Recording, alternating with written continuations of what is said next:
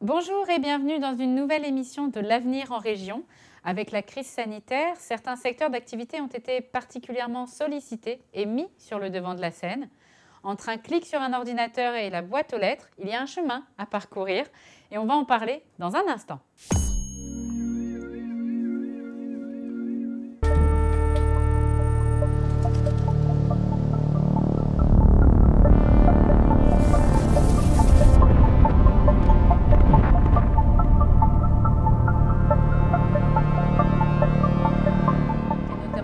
Soulever le groupe Amazon, se cachent surtout des professionnels qui répondent aux nouvelles attentes des consommateurs de recevoir au plus près et au plus vite l'objet de leur désir. Et si l'on pense bien sûr au rôle des transporteurs, notamment lors du premier confinement dont on a beaucoup parlé, que l'on a beaucoup vu sur les routes, il ne faut pas oublier les acteurs qui se situent en amont de la chaîne, de la supply chain, comme on dit, dont on va parler aujourd'hui, ceux de la logistique, dans son ensemble. Je reçois tout d'abord à distance M. Jean-Michel Garnery, qui est consultant logistique, mais également membre du conseil d'administration et aujourd'hui président de l'international au sein de l'association France Supply Chain. Également, Bonjour. mais avec moi en plateau cette fois, M. Arnaud Matet, président de l'agence économique régionale, et M. Michel Berthelon, directeur du pôle logistique chez Régis Martelet. Bonjour messieurs. Bonjour. Bonjour M. Garnery. Bonjour. Alors pour débuter, ma première Bonjour, question... Madame. Ma première question est pour vous, Monsieur Garnery. Est-ce que vous pouvez nous dire en deux mots quel est le rôle de l'association France Supply Chain, dont vous êtes le président pour l'international?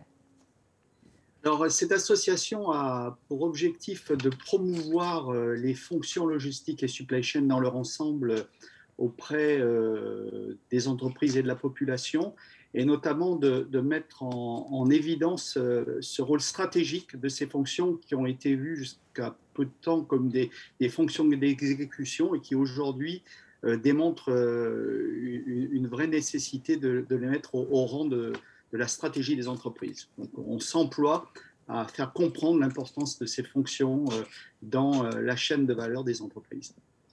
Alors sur le territoire, parmi les acteurs, vous avez peut-être déjà vu des camions où il y avait écrit un nom sur le côté, c'est Régis Martelet. Monsieur Berthelon, vous travaillez justement chez Régis Martelet. Vous assurez le transport et la logistique dans l'entreprise. Concrètement, quels services proposez-vous et à qui?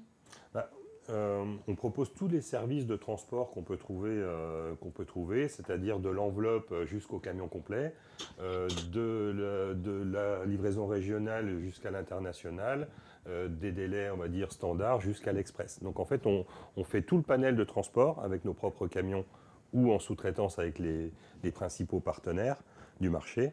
Voilà. Et en logistique, on gère aujourd'hui sur le groupe Blondel, on fait partie du groupe Blondel, plus de 300 000 m² de dépôts.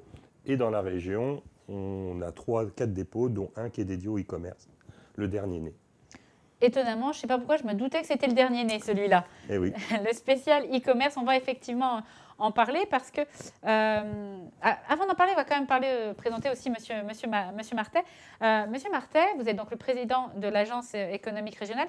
Comment l'AER, c'est son petit nom intime, accompagne la filière de la logistique?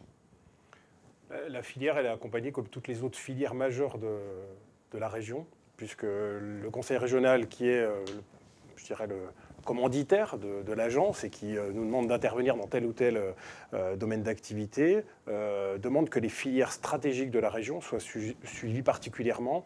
Donc on fait tout un travail de suivi de la filière de connaissances, mais aussi d'accompagnement des entreprises, de prospection pour accueillir des nouvelles entreprises, on pourra peut-être en parler. Donc quand une filière est identifiée, comme celle du luxe par exemple, celle aussi par exemple des filières stratégiques comme l'agroalimentaire en Bourgogne-Franche-Comté, ou la santé, sont suivis spécifiquement dans le cadre de missions que la région nous confie à l'agence économique régionale. Est-ce que vous avez une personne dédiée à la logistique?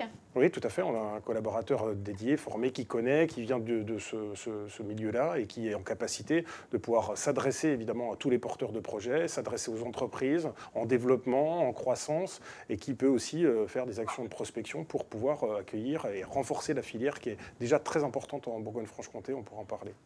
Alors, on va effectivement parler de cette filière en Bourgogne-Franche-Comté, de cette filière logistique. On va parler un peu des transports, mais surtout justement de toutes ces plateformes logistiques qui se développent. Monsieur Garnery, Monsieur Berthelon, je me tourne déjà vers vous. J'ai l'impression que la crise sanitaire a clairement impacté, comme tous les secteurs l'ont été quasiment, sans exception, mais certains ont été impactés de manière plus négative que d'autres. J'ai l'impression que le secteur de la logistique, sans dire qu'il tire son épingle du jeu, a été en tout cas valorisé, a été mis en avant. Est-ce que c'est le cas, Monsieur Berthelon ? Oui, tout à fait. Alors, ça dépend évidemment des secteurs. Hein. Quand nous, on travaille entre autres dans le groupe avec l'aéronautique, on a été très touchés négativement sur cette partie-là. Par contre, il y a d'autres secteurs qui ont tiré leur épingle du jeu, comme le e-commerce. Donc oui, en effet, nous, on a été impactés positivement sur certains secteurs, le e-commerce, et c'est vers ça qu'on se développe énormément, et d'autres négativement, et on suit nos clients, quoi. Monsieur Garnery, comment vous ressentez au niveau national, notamment chez France Supply Chain, cet impact de la crise sanitaire sur le secteur des transports et en particulier de la logistique et des plateformes logistiques ? Alors, ce qui est clair, c'est que on a pu observer des manques, des ruptures de produits, et en particulier des produits sensibles importants. Parlons des masques au début de la crise, des seringues, du gel hydroalcoolique, etc. Et puis, on a vu des entreprises manquer de quelques produits sur 5 ou 10 000 composants pour pouvoir sortir le produit fini. Donc, cette crise a vraiment fait prendre conscience à l'ensemble du secteur qu'il est nécessaire de repenser leur supply chain. Et d'ailleurs, si on parle de supply chain, il serait peut-être bon de repréciser à nos auditeurs, c'est quoi la supply chain ? Donc, juste une petite définition de notre association, c'est l'art et la science d'obtenir, de produire et de distribuer des matières et des produits aux bons endroits, dans les bonnes quantités. Et en fait, on a vu que cet art-là avait été complètement bouleversé par la crise économique, par la crise du Covid, pardon. Et l'un des grands enjeux, on y reviendra, c'est de repenser ces supply chains, de repenser ces logistiques pour intégrer les crises sanitaires. Il y a celle-ci et il est possible qu'on en ait d'autres par la suite. Je vous vois approuver, Monsieur Berthelon. Oui, exactement. Vous partagez. Ouais, on est là aussi, nous, pour accompagner tous ces clients-là, ces industriels, mais aussi des e-commerçants, et justement aller dans ce sens-là, les accompagner dans le domaine. Alors, on en a parlé, le e-commerce, clairement, lui, a tiré son épingle du jeu avec cette crise sanitaire. Forcément, confiné chez soi, quelle était la seule option pour recevoir certains biens, que ce soit chez un commerçant indépendant ou que ce soit dans de grandes entreprises, effectivement, un clic depuis mon canapé et la supply chain faisait en sorte que tout arrive dans ma boîte aux lettres. C'était merveilleux et ça l'est toujours. Mais du coup, ce secteur du commerce s'est développé et forcément a un impact sur la logistique. Alors, ma première question, c'est est-ce que déjà, il y a, Monsieur Martet, de nouvelles entreprises qui sont liées au e-commerce, aux plateformes, qui s'installent, qui sont demandeuses de trouver leur place en Bourgogne-Franche-Comté ? Oui, on a ressenti très clairement le regain de demandes d'installation, des projets qui sont en voie de concrétisation comme dans le Nord-Franche-Comté, sur une plateforme à Fontaine, des projets qu'on peut être en contact aujourd'hui encore un peu confidentiels, mais sur le nord de Lyon, des projets aussi autour de Pagny, puisque deux sociétés vont s'installer très rapidement, MTA et Kiel, qui sont des sociétés importantes qui travaillent dans le domaine de la logistique et qui confirment à la fois l'attractivité de la région, qui a évidemment un environnement très stratégique au cœur de l'Europe, et en même temps la volonté d'acteurs nouveaux, régionaux, de pouvoir s'installer ou de grossir, de grandir. Et ça confirme aussi l'attractivité régionale dans ce domaine-là. Aujourd'hui, c'est quand même, on peut le dire au niveau régional, c'est 72 000 salariés qui travaillent dans le domaine de la logistique en Bourgogne-Franche-Comté, sur à peu près 3 300 entreprises. Ça fait du monde quand même. Ça commence à faire du monde. Alors justement, le e-commerce, on l'a dit, a changé la donne. Alors est-ce qu'en découlent de nouvelles problématiques, notamment pour vous, Monsieur Berthelon ? Est-ce que ça a de nouveaux enjeux ou de nouvelles problématiques, oui, à régler ? Problématique, oui, on va dire, on s'est adapté en fait avec les volumes qui ont très largement augmenté, à la fois sur nos clients actuels, mais aussi sur des tas de nouveaux clients, même des commerçants qui ne faisaient pas de e-commerce, qui ont dû s'adapter et y aller rapidement. Donc en effet, la volumétrie sur l'ensemble de la chaîne, on a dû s'adapter, à la fois sur l'aspect logistique, mais aussi sur l'aspect transport, où il y a eu des goulots d'étranglement un peu partout. Et voilà, donc on s'est adapté, on a passé les pics, et maintenant on est dans une phase de réorganisation de tout ça. Non, on n'a pas dû changer fondamentalement Il n'y a pas une nouvelle pratique particulière. Hein. L'idée, c'est de livrer le plus rapidement possible. Mais de nouveaux services dont on parlera, par contre. D'accord. Si je ne me trompe pas, il y a de nouveaux services autour du e-commerce, notamment, qui ont été mis en place. Et je pense à Helico, mais on en reparlera. On garde un peu de suspense pour nos spectateurs. Monsieur Garnery, est-ce que vous avez constaté des nouvelles problématiques liées au e-commerce, justement, ou des nouveaux enjeux?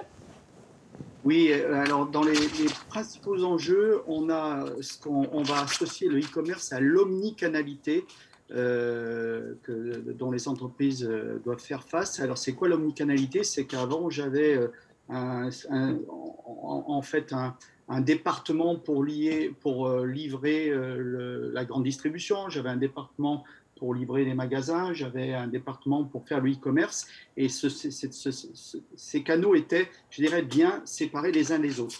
Aujourd'hui, le consommateur, les consommateurs que nous sommes, comme vous l'avez dit, nous voulons les produits tout de suite, immédiatement, même avant même de les avoir commandés, on aimerait les avoir déjà sur la table, et surtout, on a un rapport à la marque indépendant de ces canaux de distribution. Et du coup, les grands enjeux de la logistique, et je pense que la société Régis Martelet va comprendre ce que je dis, c'est que avant, livrer des grands magasins, c'était quelque part livrer des palettes. Livrer un consommateur final, c'est livrer un produit. Et donc, on a des process logistiques, notamment dans les entrepôts, qui sont très différents.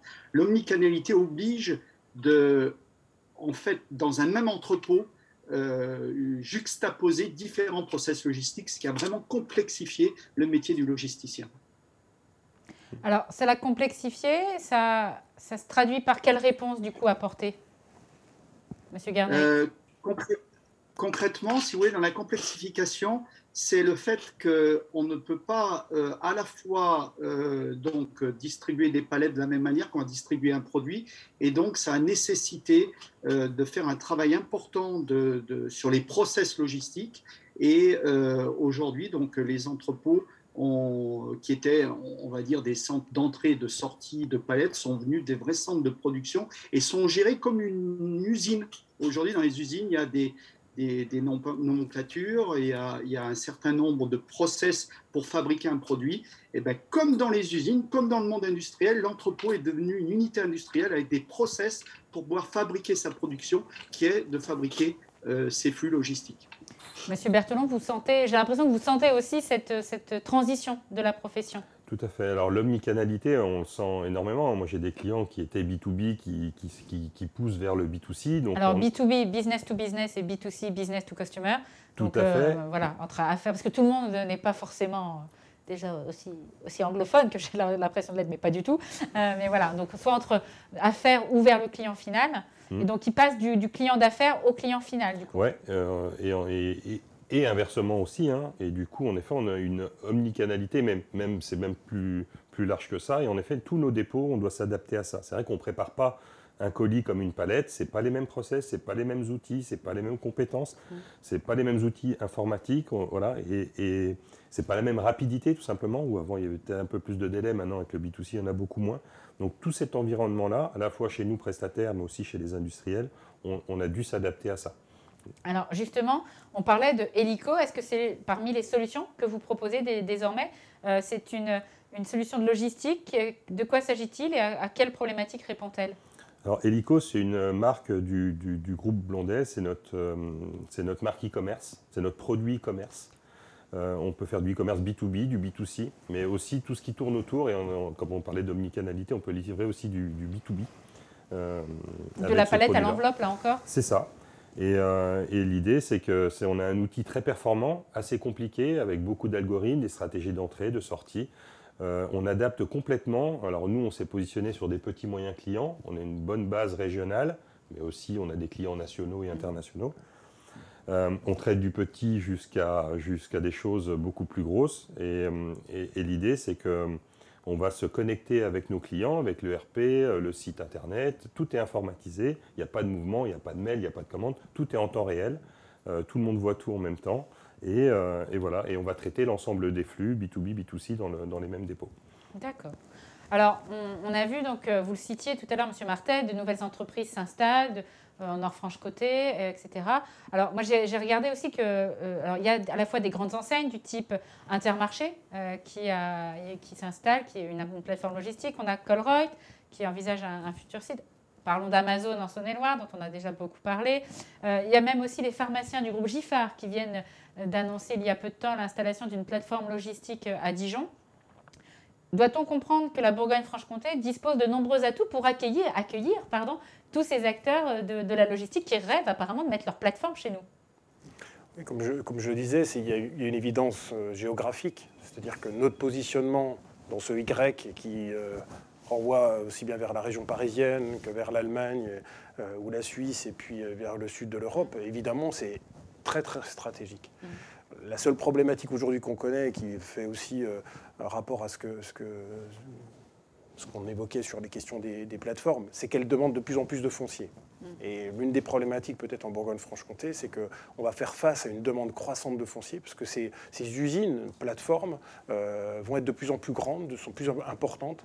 Et là, on peut avoir une problématique de cette attractivité qui est un succès en termes d'emploi, en termes de construction et de solidité de la filière, va peut-être nous poser un problème à l'inverse en matière de foncier. Donc il faut qu'on soit en capacité aussi, nous, de pouvoir répondre en tant qu'élus locaux ou régionaux, de pouvoir répondre à ces besoins de la filière qui sont très très très importants en surface.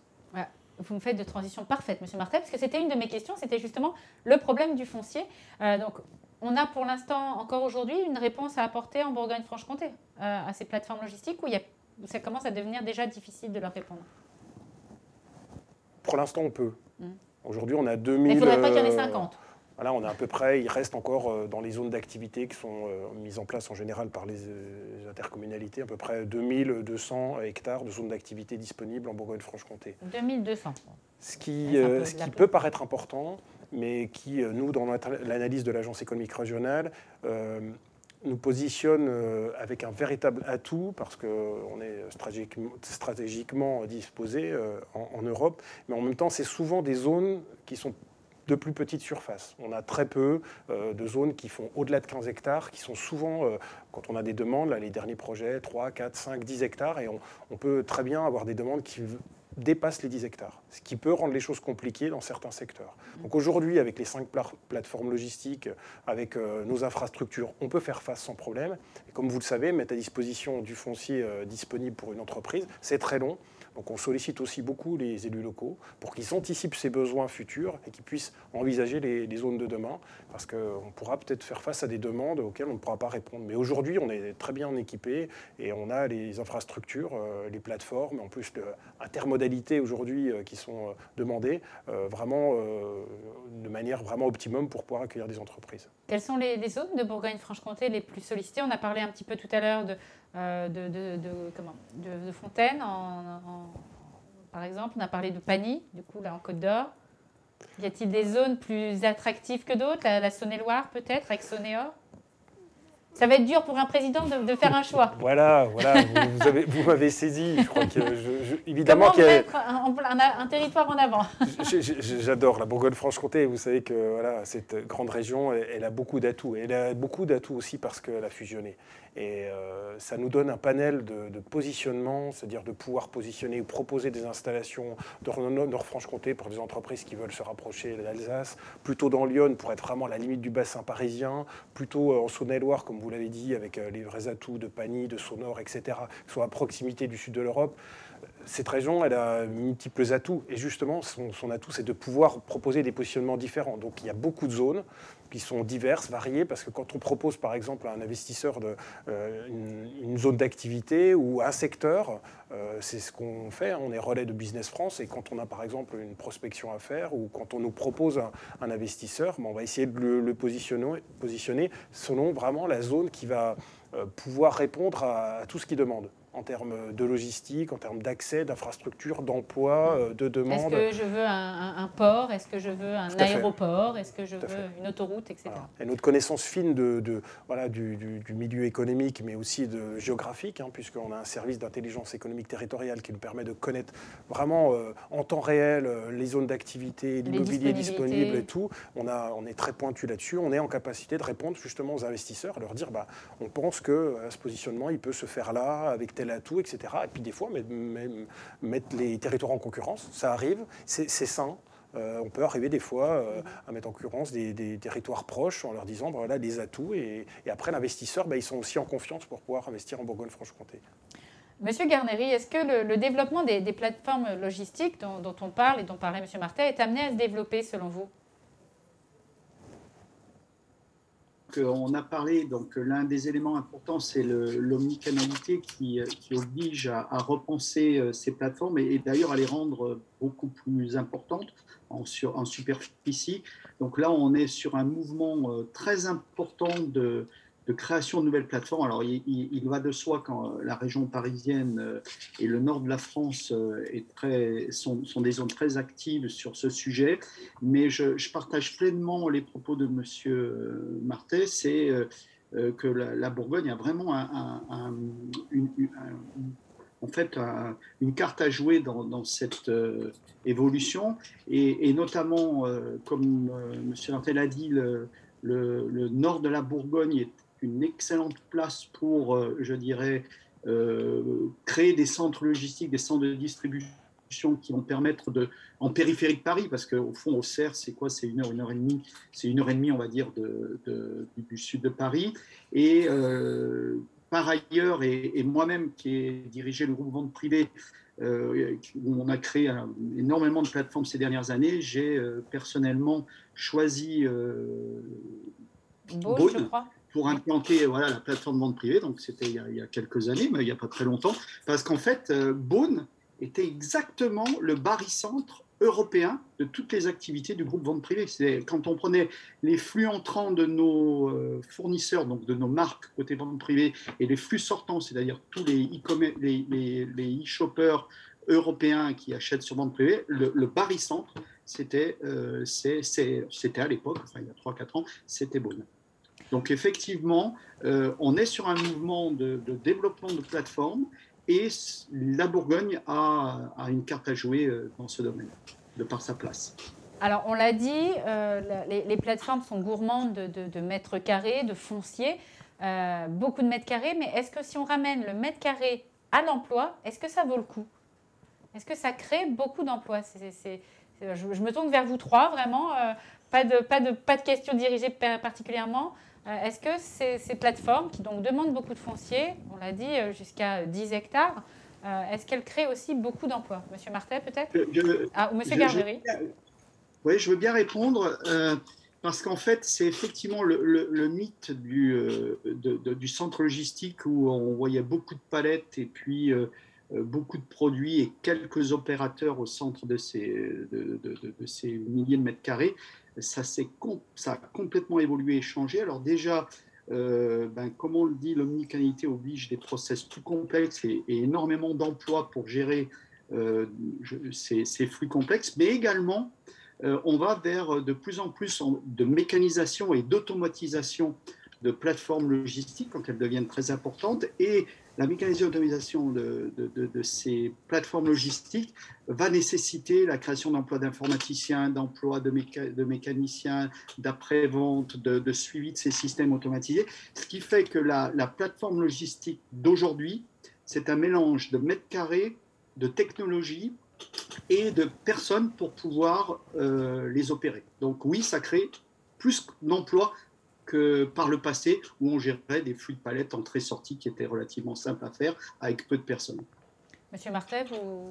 C'est complètement ça. Ça a beaucoup évolué. Et c'est vrai qu'on avait tendance, et les élus locaux aussi avaient tendance à penser qu'un centre logistique, c'était beaucoup de mètres carrés et peu de personnes. Aujourd'hui, ça a beaucoup changé. On voit les derniers projets, c'est plusieurs centaines d'emplois en Bourgogne-Franche-Comté.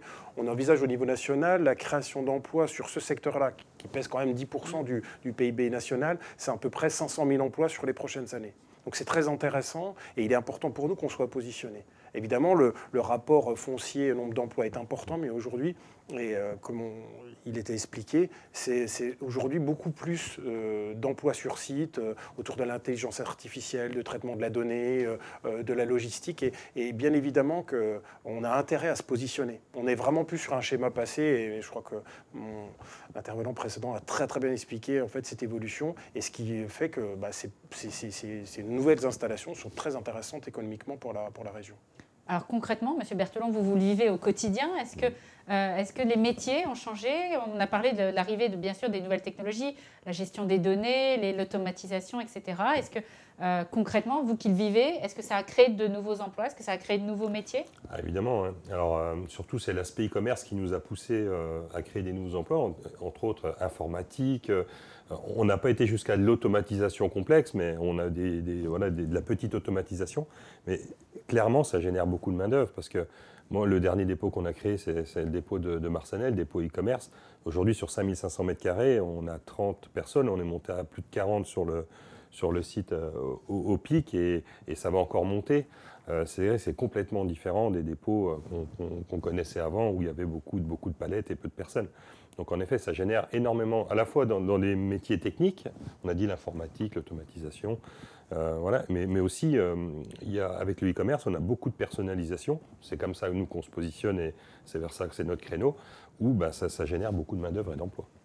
Est-ce qu'en termes de management, c'est aussi donc, du coup gérer de nouveaux métiers, une véritable évolution d'une entreprise qui, justement, avant, on avait des personnes qui transportaient des palettes et aujourd'hui, des informaticiens. Évidemment. J'imagine que c'est totalement différent aujourd'hui de vivre la logistique. Le métier n'est plus du tout le même. Complètement. La part DSI chez nous a pris une part extrêmement importante sur notre développement. Extrêmement. Le visage de la logistique, de la logistique n'est plus le même. Tout à fait. Ce n'est plus que des camions. C'est ça. C'est ça, ok. Et puis, est-ce qu'il y a, donc, on a dit donc, de nouveaux métiers, de l'informatique, est-ce qu'il y a des projets aussi, des évolutions à venir dans le secteur auquel vous travaillez déjà, de nouvelles choses via les nouvelles technologies que vous souhaiteriez mettre en place, M. Berthelon? Alors oui, aller vers un peu d'automatisation, bien sûr, on y pense, on va le faire malin, on va dire, mais aussi beaucoup de marketing. En fait, la logistique aussi devient marketing et un outil marketing pour le client final. Donc, là encore, je parle du e-commerce. Plus vite c'est chez moi, plus je suis heureuse. Ouais, et puis il faut utiliser ce packaging logistique, ces outils logistiques pour en faire un outil marketing de communication, de service client, d'effet waouh, voilà. Et on est là pour accompagner les clients aussi. Le fameux effet waouh que tout le monde recherche absolument. Monsieur Garnery, est-ce que là encore, vous voyez d'autres nouvelles technologies qui pourraient arriver dans les plateformes logistiques, d'autres évolutions à venir dans le futur? Alors, bien entendu, les évolutions dépendent de la taille de ces plateformes. Effectivement, on ne traite pas une plateforme de 5000 m² quand on va traiter une plateforme de 100 000 m². Donc ça, c'est important. On ne peut pas généraliser, mais clairement, on a un phénomène sur les très grosses plateformes d'automatisation, voire même de robotisation. Non pas parce qu'on veut remplacer des hommes par des machines, mais c'est qu'il y a de tels volumes et de telle complexité de flux qui nécessitent, sur les très grosses plateformes, d'aller installer des robots. Alors, et encore une fois, ce sont des robots qui cohabitent avec des hommes. Donc, n'imaginons pas l'entrepôt où il n'y a plus d'hommes à l'intérieur. On a aussi un phénomène, et nous, chez France Supply Chain, on a des labs, notamment on a un lab très, très actif qui est la digitalisation des métiers de la logistique et de la supply chain. Donc, on a l'arrivée de toutes les technologies digitales qui étaient au service du commerce, mais qui sont également au service des fonctions logistiques et supply chain pour la prévision. On voit qu'avoir les bons stocks au bon endroit par rapport à une demande qui est très volatile, c'est l'intelligence artificielle, le digital apporte énormément d'outils pour pouvoir gérer ces bons niveaux de stock et répondre à la demande. Donc oui, clairement, on voit tant sur le plan de l'automatisation, la robotisation, que sur le plan de l'arrivée de toutes les technologies digitales dans les entrepôts, une évolution très, très importante de ce secteur d'activité dans ce domaine. Alors, on a parlé donc de ces emplois, de ces nouvelles technologies, du nouveau visage de la logistique. Est-ce que vous avez des difficultés à recruter, M. Berthelon, ou est-ce qu'au contraire, les gens se précipitent pour travailler dans la logistique? Un peu les deux. Non, ça dépend. C'est vrai que sur le bassin, on a des dépôts un peu partout autour de Dijon, de Nuits-Saint-Georges, Brazay-en-Plaine, Dijon même et Marsanais. Parce qu'on l'a dit, en plus, M. Martin nous l'a dit, de nouveaux projets arrivent, donc des recrutements potentiels. Donc il va falloir garder votre main-d'œuvre. Mais alors, est-ce que vous arrivez à l'avoir? Alors, sur Dijon, je dirais oui. C'est un peu tendu par moment, mais ça va. Sur des profils de caristes, préparateurs de commandes, on arrive quand même plus facilement à avoir du personnel. C'est vrai que quand on descend un petit peu vers le sud, côté Nuit-Saint-Georges, c'est un petit peu plus tendu. Mais on arrive quand même à recruter. Les profils en tension, c'est plutôt quoi, du coup? Plutôt cariste, par moment, ouais. Le DSI, tout ça, c'est bon. Alors, DSI, c'est tout ce qui est lié à l'informatique. Mais ça va? Nous, on est outillés. Voilà. Après, possiblement, il doit y avoir des problèmes quand même de recrutement dans le secteur, mais oui, là, c'est plutôt pour les caristes.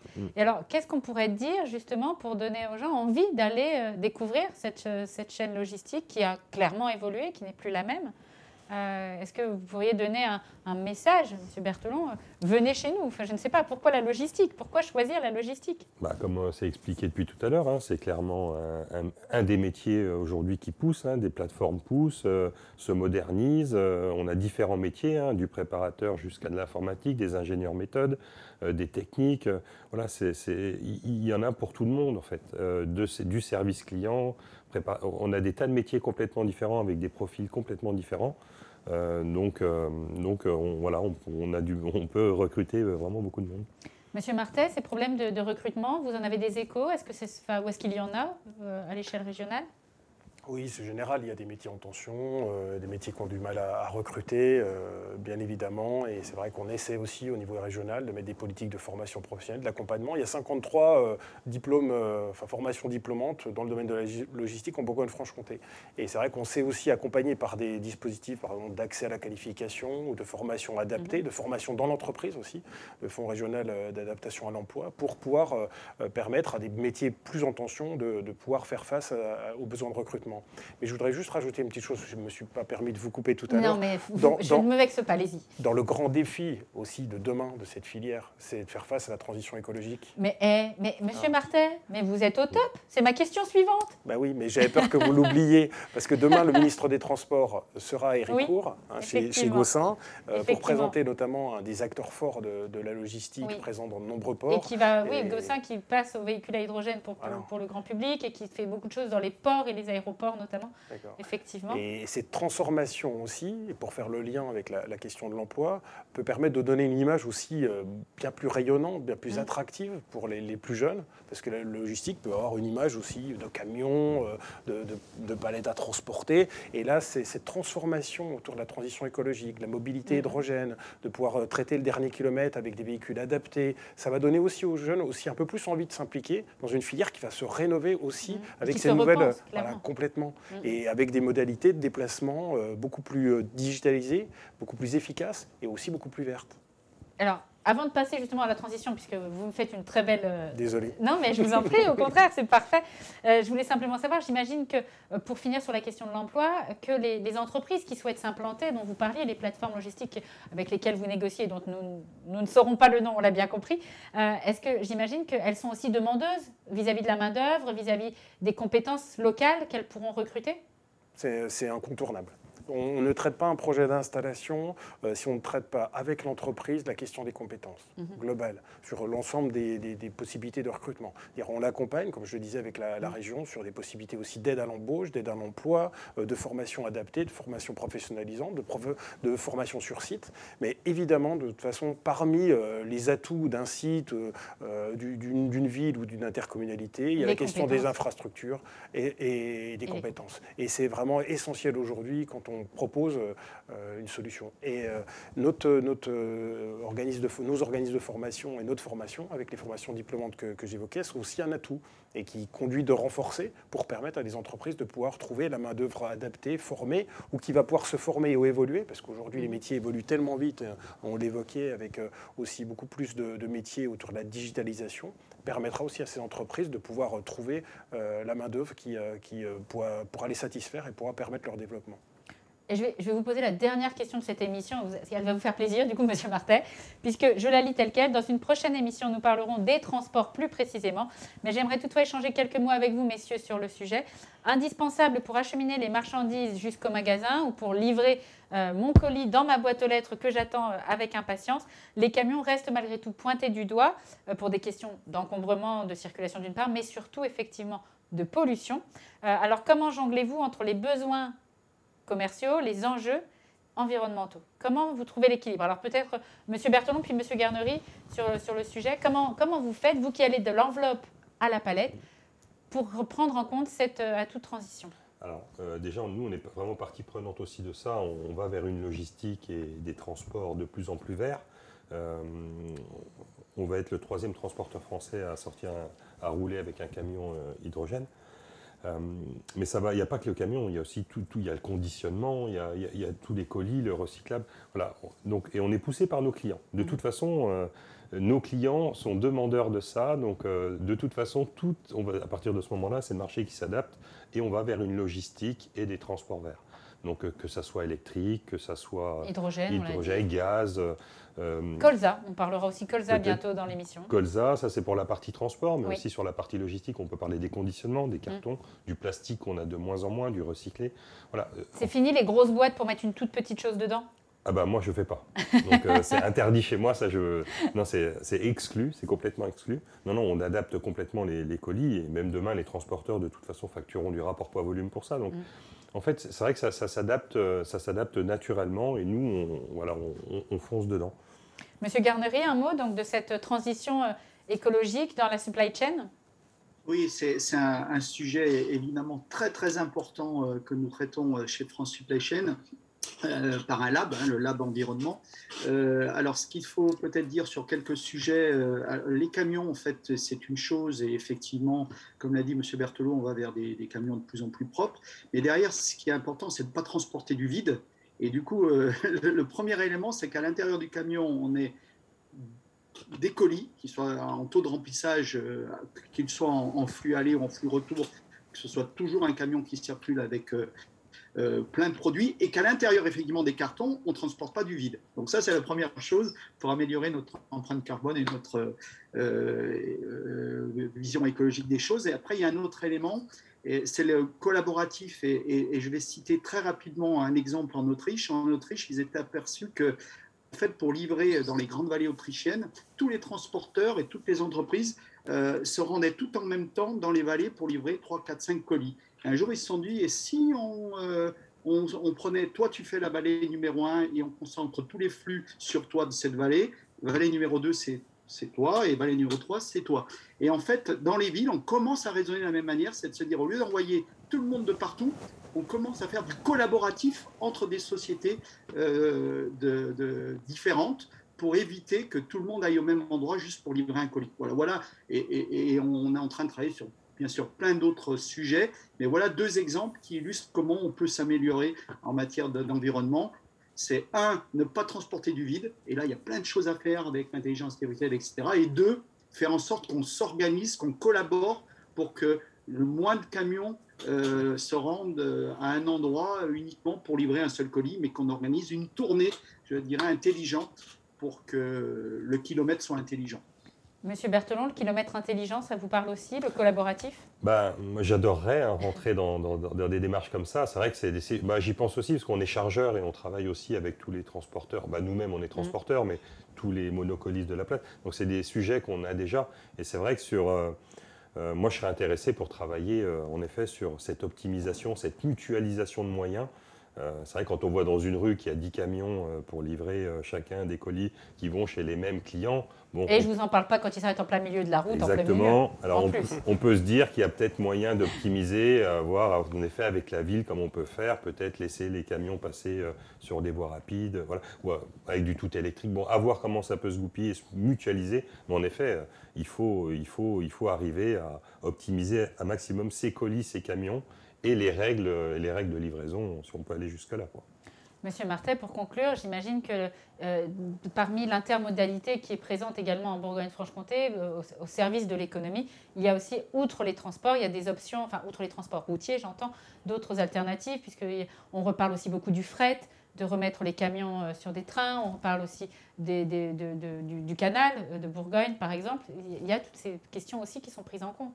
C'est pour ça qu'on accompagne les projets d'intermodalité ou des endroits comme Pagny, Pagny qui a connu des belles installations récentes, où la région est très impliquée au sein du syndicat mixte qui gère le technoport de Pagny, parce que justement ça permet cette intermodalité entre le fluvial, le ferroviaire, la route. Donc c'est vrai que la clé elle est là, c'est plus d'efficience, comme c'était évoqué, plus de transport propre, avec évidemment le fret, avec le fluvial.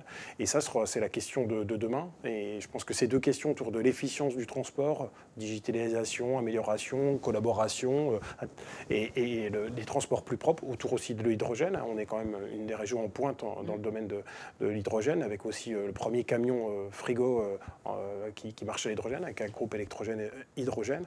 Donc c'est vrai que ces deux éléments-là sont essentiels et ça donnera le ton aussi de la mutation de cette filière, mais comme on l'évoquait, aussi parce qu'il y a une vraie pression des consommateurs pour que ça évolue.